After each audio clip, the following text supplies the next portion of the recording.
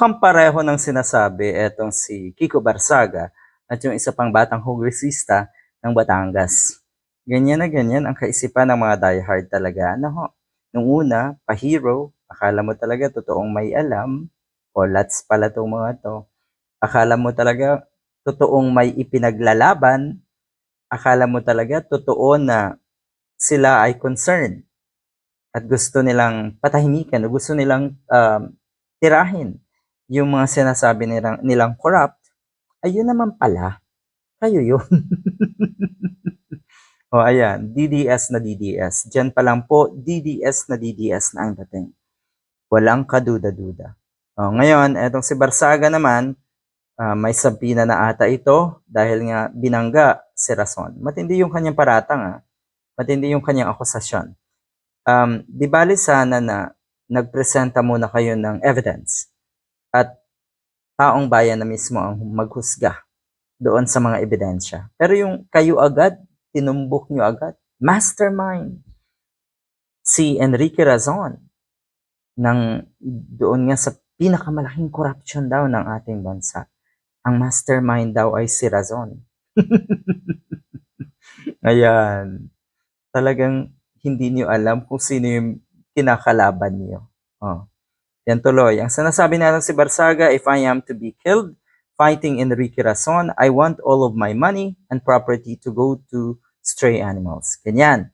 Sinasabi naman ng isa ni Leviste, kapag binayaran daw siya ni Atty. Claire Castro ng 110 million, yon, ano daw, i-donate niya daw yun doon sa mga victims nga ng flood control scam, yung mga projects ng flood control. Lalo na po yung mga victims ng pagbaha at kung ano-ano pa. Yan, ganyan na ganyan din. Bakit? Ba't ka daw papatayin? Talaga? Hindi man pwede to na agad-agad ay papatayin ka. Hindi naman siguro ganyang katanga. Yung mga sinasabi niyong kalaban niyo. Makukulong ka muna. Magdurusa ka muna sa kahihiyan at marami pang mga negatibong bagay. Damay dito ang pamilya mo eh. So kasama sila sa magdurusa. Kasama sila sa dapat ay sumalo ng mga kahihiyan na ginagawa mo.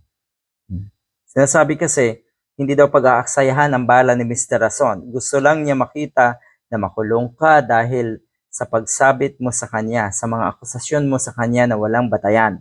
Masyado ka kasing maepal daw. O ayan, yan ang nangyari sa'yo.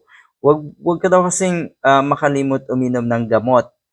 Do not insinuate that the complainant, Mr. Razon, intends to kill you. That statement may constitute another court or count of cyber libel.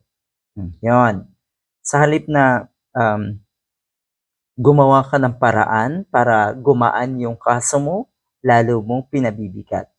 Another cyber libel ito. Itong statement mo na ito.